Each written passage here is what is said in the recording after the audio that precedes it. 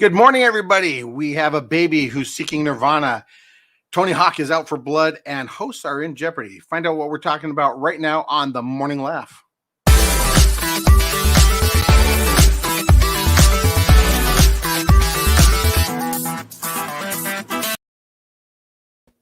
Well, good morning, everybody. Good Thursday to you.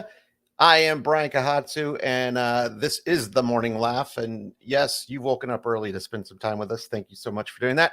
But it's not, when I say us, it's not just you and me. It's some of the other guys, too. Why don't we bring them out right now? First off, we've got this guy, because now they're waiting, like, who's going to come up next? So it's kind of it's a game I like to play. First up, comedian Josh Novey is in the house. Good morning, Josh. Good morning, Brian. I'm never first to be brought up. This is such an honor, really. It's you like me so much more than you like Mike James, and it just brings me so much joy. Your shirt matched the background so much better than everybody else's today. Yeah, I just felt like you brought out the picture. Ready? Look at my left arm. Look at that. Yep, you go right into the sunrise. Perfect. All right, Josh, are you awake and ready to go this morning? Barely, but I'm here, and that's all that matters. That's all that matters. And we've got each other and the nice folks watching. So yeah, just me and you and the nice folks watching, and that's it. That's all we have. That's it. There's nobody. Oh, wait a minute. I think somebody. I think somebody's knocking at the door. Who is? Oh, it's comedian Mike James. Am I in? You're in. All that knocking. So, good morning, Mike. Good morning, guys. How are you doing today? Good. Man. I noticed, Mike, you have your fan club behind you. That's nice. Yeah, it's been getting warm here early. Hey, I'm curious. Do you guys eat breakfast before we get on the air on Thursdays, or do you wait till after, or do you eat while we're on the air? If I don't eat while I'm on the air. Yeah, that's unprofessional, Mike. Okay, Mr. Better Than Me. I will say this. If this was strictly an audio podcast, yes, I would be eating. But no, you guys are like, you ever see me do this during the show? That's a breakfast burrito. Yeah. On my old radio show, my other host would babble on for 10 minutes at times. So the other co-host and I we'd bring candy. And we'd sit there and eat in front of him. We'd be like, "What are you guys doing?" We're like, "Well, we never get to talk." So that works. So now I'll do my coffee in the morning. Yeah, which I did forget this morning. This is left over from yesterday. I don't know about you guys, but for me, it's yoga pants and coffee time, baby. I'm drinking my clear coffee. All right, that's good. We should play what's in the cup. Mike's always going to be water, though. Yeah, mine's going to be whiskey. So that's where you're wrong. Mine is a pen. I had a pen in my cup. Yeah, I missed it entirely. I like the dedication to this bit. Now drink out of it. It's like I wish the people on the audio could see what's going on right now. You're basically a ventriloquist at this point. Okay, good. Well, by the way, duh. And Chris Wineland, everybody. Oh, Chris Wineland. Welcome, Chris. And Chris. Nope. Chris he's in the bathroom again. And I just got a text. Yep, in the bathroom. All right. Well, I guess we'll it's just in. Chris Wineland's in the bathroom. We'll proceed. I guess we'll proceed with the show because, what else are you going to do? If Chris doesn't show up, the show goes on. That's the phrase was invented. That's what Wineland means. The show must go on. Yeah. Well, that's the old saying. If Chris doesn't show up, the show starts anyways. Right. All right. Well, all right. Let's see what's going on in the news. That really needs some sort of music with it or something. Yeah, well, let's see what's going on in the news. Shh.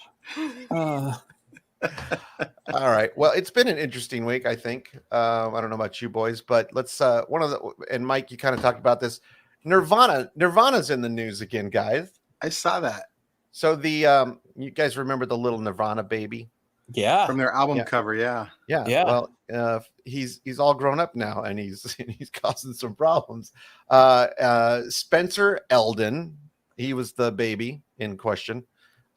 He now is suing Nirvana and the estate of Kurt Cobain because he's claiming that he wasn't compensated well enough, and then he's added a bunch of other real adult words. Like trafficking actually was mentioned at one point, and child abuse. He claims he was forced to engage in commercial acts that weren't appropriate for a child. Yes, he was 6 months old at the time, and said they did not ask his consent at the time. How does he know if they asked his consent? Yeah, how do they know? Wait, I could see Kurt Cobain going, "Hey, baby, you want to do this?" He said, "Yes, let's do this." And apparently his Guardians too. So not Guardians 2, Guardians of the Galaxy. Maybe he could have been abducted and then brought back. I don't know the whole story. I didn't read all of the article, but I mean, what are your thoughts on this? Because for years we've all seen this album cover, and not once have we. I never thought. Well, I'm a normal person though. I just never thought it was a regular person. Honestly, I thought that the baby just stayed a baby for forever. I agree. Yeah, frozen in time for sure. Yeah, you just you don't think about like the Gerber baby. Like, do you like the Gerber baby? I'm pretty sure she's like 90 something years old if she's still alive. And do you when you look at the Gerber thing, do you go, oh yeah, that old lady? Right. But I do look at the Copper Tone Girl and go, hey, Jodie Foster. So. Do you remember Led Zeppelin had an album called Houses of the Holy, I think? And I remember it had like babies crawling on rocks that were naked. Wait, the rocks were naked? That's inappropriate. The rocks and the babies. So I wonder if this opens them up to, any baby being... I never understood why they had naked babies on there. It just seemed so inappropriate to begin with. I kind of feel like they deserve to somebody coming back later and going, hey, that wasn't cool. Why'd you put a naked baby on there? Yeah. If you recall, Weird Al Yankovic did an album cover similar to that one, but his body is contorted in a way in which you can't see things. But was it a baby or Weird Al? No, it's him. Well, he's an adult. He did it himself. That's fine. I know, but we're not seeing everything. Right. We're not seeing the full Yankovic. Okay. His body is contorted in a way in which you can't see it. We're not seeing why they call him Weird Al. No accordion. But this guy actually posed. He posed in that same shot in 2016. Oh, did he? In a pool, but he is wearing shorts. Swim trunks. Swim trunks. Sean Connery said he's wearing swim trunks in 2016. Swim trunks. Swim trunks. So I'm reading the thing. It says that the photographer was went to this guy's father, Rick. Said, "Hey, Rick, you want to make $200 and throw your kid in the drink?" And I was like, "What up?" And he was like, "Well, I'm shooting kids all this week. Why don't you meet me at the Rose Bowl? Throw your kid in the drink." And we had a big party, and no one had any idea what was going on. And to vet this, that is official 90s language. Yeah, throw your kid in the drink. Is that what they called water, just pools back in the 90s? Yeah, back in the drink. Yeah. A little splishy splash. Drink, that was just going in the water. Yeah, that's right. A little splishy splash. Get the kid in the water. What they said. Yeah, see. Hey guys, I just got a phone call. I'm gonna put this on speakerphone for you. George Washington called to give his input. I don't think that's right. Well, there you go. Well, there you have it. There you have it. Have it by George Washington's own mouth. I don't want to dwell on the story because it's just kind of weird, but I think you're right, Mike. This could open up for a whole lot of other things down the road. Yeah, I think the Gerber baby might be in for some extra money, even though I think she passed away a few years ago. But Jodie Foster definitely. She's gonna get the copper tone girl with her pants being pulled down. Yeah. Oh, okay. Yeah. Was that really Jodie Foster? It was really Jodie Foster. But here's the funny thing is, I'll bet you anything Helen Hunt tries to get some money because people confuse them. So, I don't know. I suspect that Jodie Foster wouldn't pursue anything because I feel like she's kind of beyond all that kind of. She'd be like, I don't really need that copper tone money. Oh, well, I hey, don't really, here's I some don't good really news. need that. I don't Here's really some need the great press. news for you guys. Here's some really good news. Ann Turner Cook, who was the original Gerber baby, is 94 years old, and she is currently still living in happy. I know they had Well, several. I know they had. She several still Gerber shows her babies. butt too, though. Yeah, which is She took a picture of that same pose in 2016. yeah. Well, and it was not every pretty. time you talk to her, she's like, "You want to throw me in the drink for $200?" Yeah. What do you think, Rick? Hey.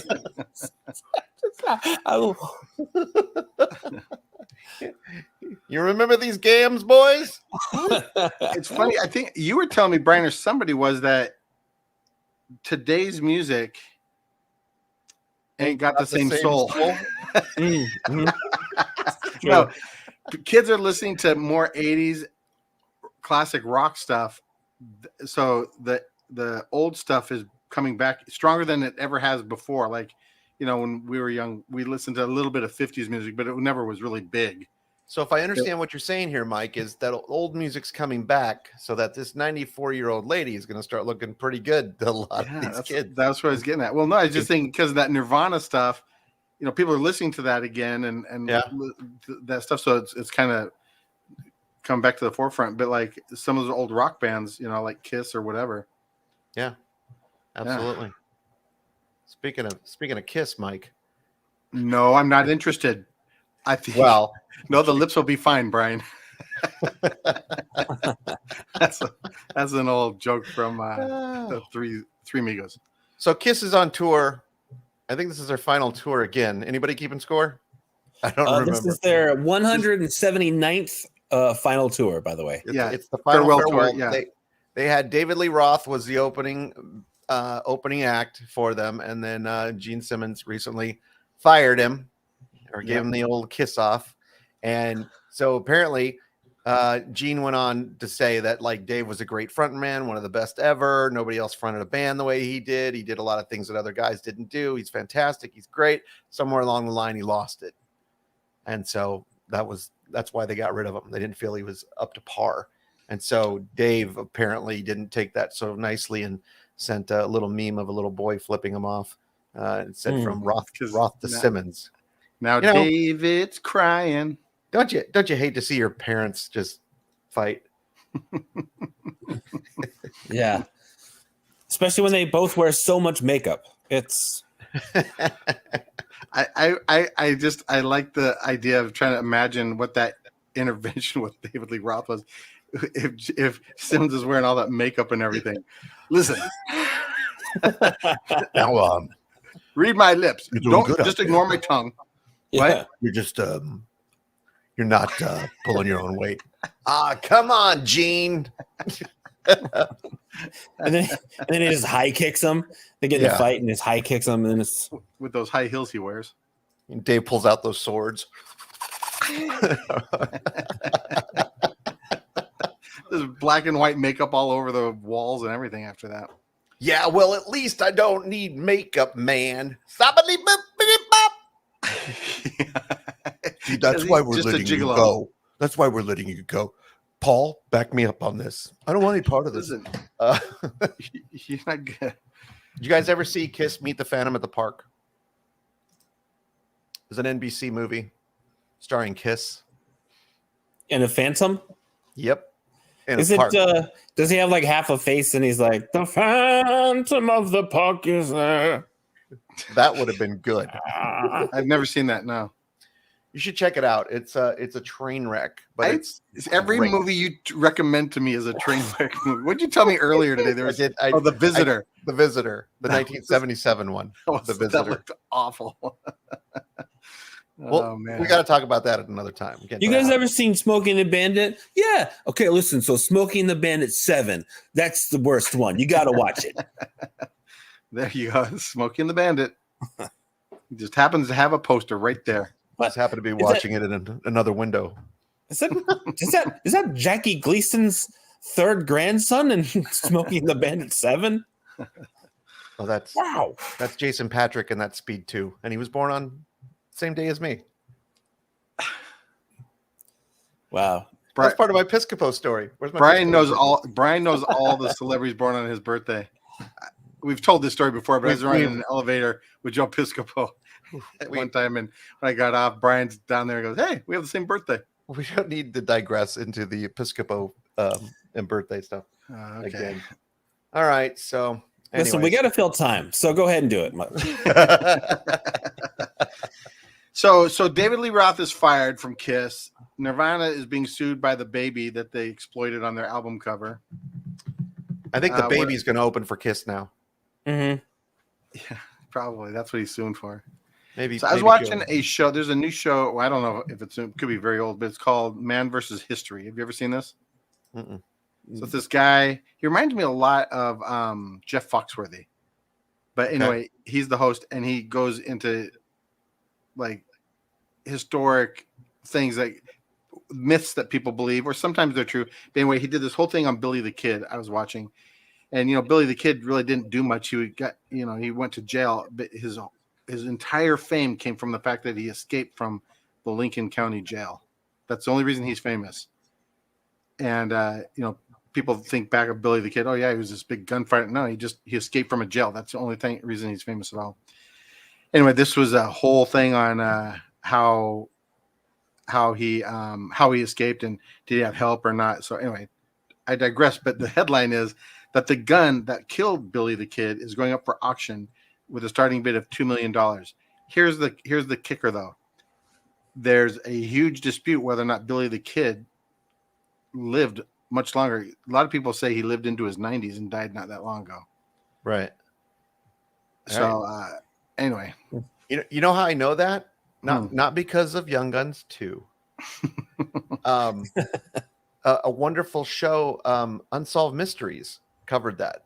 Oh, really? On whether or not Billy the Kid actually did die, because there was a guy who claimed to be Billy the Kid. Yeah. Bushy, something Bushy he went by. Yeah. Bushy the Kid. Yeah, I tell you, it's me. It's me. Well, so this is a question. Are you guys gonna bid on this one, or are we? Can we pool our resources together? We can. If I can go in and say I think he lived, so this isn't the gun that killed him, I give you $100. Give you $100. Actually, it's got to be worth something for being that old of a gun. If it's, how do you verify that though? That was 1800s. That's an old gun. But can you verify the gun? Probably. Oh, you take it to the pawnbroker guys in Vegas. They know everything. You look up the serial number, dummy. Those guys have settled many a quarrel with my wife and I. I didn't leave this out. I take it up there and they go, yeah, this wasn't left out by you. This was left out by somebody who visited your home 10 years ago. I used to love reading stories about the old gunfighters and stuff. I was told for a long time that I'm related to Jesse James. I don't know if that's true or not. I've never the guy that makes motorcycles. Yeah, that's right. The guy that cheated on what's her name? Sandra Bullock. Miss Congeniality. Yeah. There we go. Right. See, Ruin. Full circle. All right. See.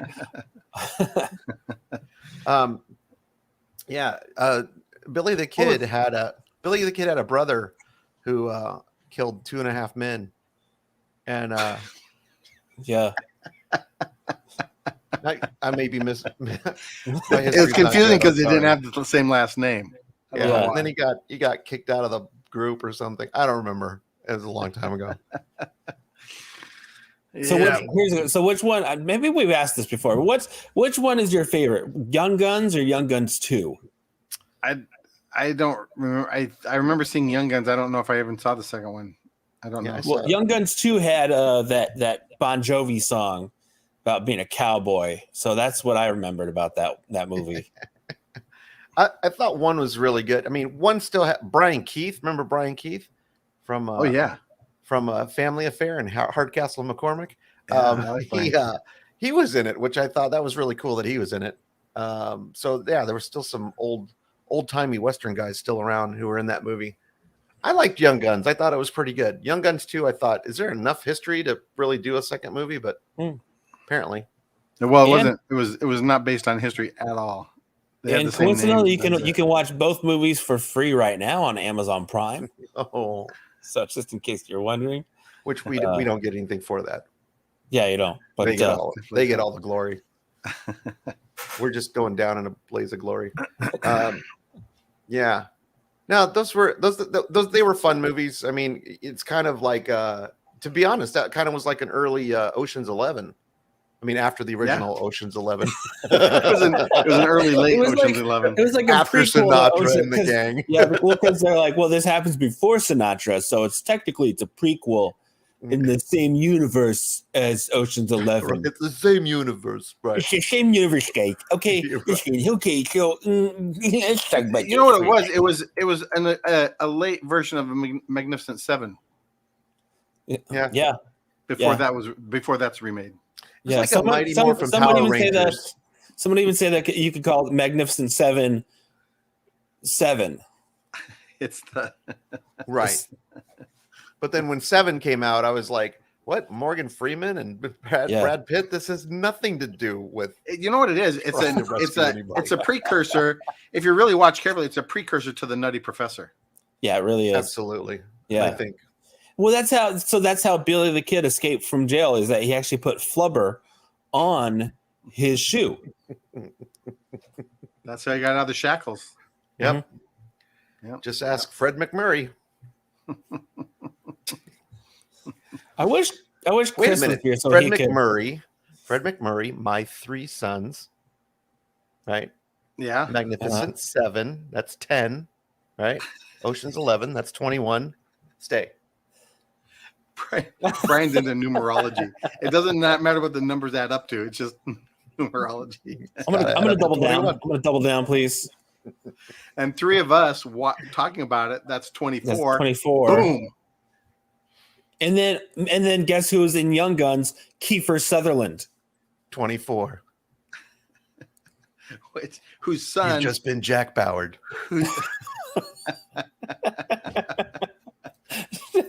Is that the new? Whose son was in The Lost Boys? Mm-hmm. With Jason Patrick, who is the grandson of No, Jackie Gleason, who has the same birthday as me. All the way back around. There we go. Who, incidentally, Sandra Bullock was in that movie too. Oh, wait, Lost Boys? In Lost Boys? No. Oh, Speed 2. Oh, Jason okay, Patrick. Okay, well, all right, let's start over. I missed that Sandra one. Bullock. He's like in the Lost Boys, and then Sandra Bullock. You remember her? She was she was Kiefer Sutherland. You know, she's one of the Coreys. It's fine. Jason Patrick was in that, and then he was in Speed 2 with Sandra Bullock. There we go. Sorry, I just thought everyone went with me on that. I didn't hear that part of it. I don't think people understand the gravity of this whole thing. Yeah. Gravity. The Sandra Bullock movie. With Sandra. Right. Very good, Mike. Wow. I wasn't going to explain it. Boy, we could talk about this for hours, boys. Well, we're talking about movies. Let's talk about the big Spider-Man leak that happened this week. You said that. I didn't see anything about that. So the Spider-Man trailer got leaked somehow, and Marvel, their heads were spinning because, like, who in the world leaked this? Their heads were spinning webs, which I'm starting to think Marvel leaked it. So then they just, if you can't beat them, join them. So they ended up dropping the trailer the next day. And have you guys seen it? Is this another Spider-Man 1 or is it another Spider-Man 2? No. This is another Spider-Man 4. So it's the second, third one. It's the second. Yeah, it's the second, third one. I think if they do one more, then that'll be a record of how many Spider-Mans they use. Yeah, well, if they go to 4, then it's an original. Sandwich. Of the 47 Spider-Mans, they've never reached 4 before. No. Yeah. So this will be good. Sean Connery by far was the best Spider-Man. Yeah. And then after him, obviously, it was Angela Bassett, who I would say. And then I think Ricardo Montalban gave him a run for his money, though. That was a pretty good one. You know what? We'll talk about Ricardo Montalban in a minute because something came up that you just said. Josh, what did you think of the trailer? I'm super excited about it. I know that I had a feeling because I'm also a nerd. I had a feeling that they were going to play upon the multiverse idea of it, and I think they're going to play it up to the nth degree, and I'm all for it. The more you talk multiverse, you're just making Mike mad. I'm just gonna say. I know. Sorry. So, Mike, there's an actual. I get it. I get the whole thing. Basically, it's anything you watch in Marvel doesn't matter. There's nothing in there that has any consequence on anything. It doesn't matter. None of it. It was all made up. It's basically Bob Newhart waking up from a dream. That's how they cheated that whole franchise of everything. Oh, by the way, everything you watched and cared about, that doesn't matter. Here's the other one. Here's another version of all that stuff. Oh, by the way, we can go back in time and change all of it anyway. You give Bob Newhart credit for what Dallas did. That's true. Which Patrick Duffy he's actually Dallas. And Sandra Bullock lives in Texas. And we have to adhere to the laws of gravity. Two things irritate me about all those superhero movies is one, when they started really focusing on the collateral damage of the massive fights they'd have, because that was all about the spectacle of knocking stuff down and all that.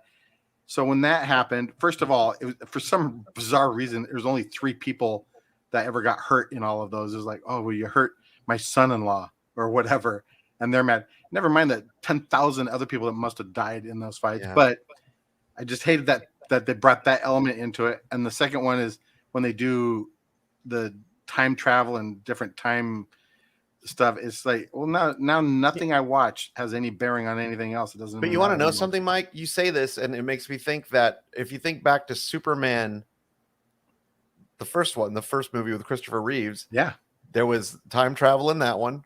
I hate Earth backwards. No. And then in part 2, was that the first? I think that was the second one. No, that was the second. I hated that he did that.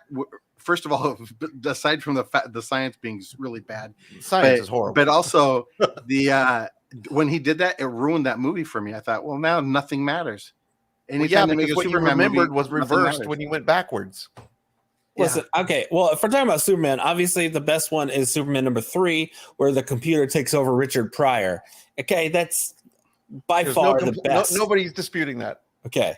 Nobody's disputing that. When he drove up in his Ferrari or whatever it was, keep a low profile. Okay. Do you remember? I think it was 2 or 3 where Superman, he gave up his powers because he wanted to be with Lois. That was 2. So he gets beat up in this diner in Alaska or something like that, and then he gets his powers back, and you're like, oh, he's Superman. He's such a great human being. No, he's petty enough to go back there and just beat up some random guy.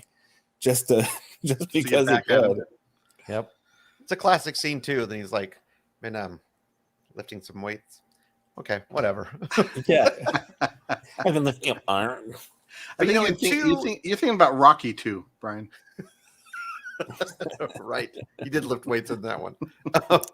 So speaking of nerd, there is a theory though that if Superman was real, because of how strong he is, he would actually look very out of shape. Because how do you lift enough weight to build muscle mass when everything is that light to you? So like the idea is that he'd be very scrawny or fat.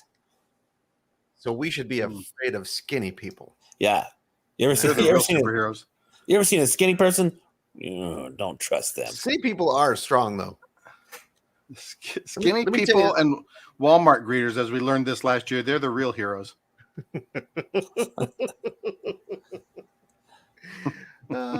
So Superman 2 actually introduced collateral damage because there's a fight going on in the street where the bus and all that, and then Superman starts to realize that these people could get hurt. Yeah, and that's when he takes off, and then they go after the helicopter. Then they have Sky Fight. You know this one. Was Superman 2 the one with the people in the prison? Yeah, they're stuck on the album cover. Yeah, that's right. Yeah, the Pink Floyd album cover. Yeah, they were just. Right. And I want to say that wasn't that directed by Richard Linklater? Richard Donner. I love the fact at the end of that movie, the way they got Matthew McConaughey. They turned it all around was they tricked him. No, if you stand inside, you're safe.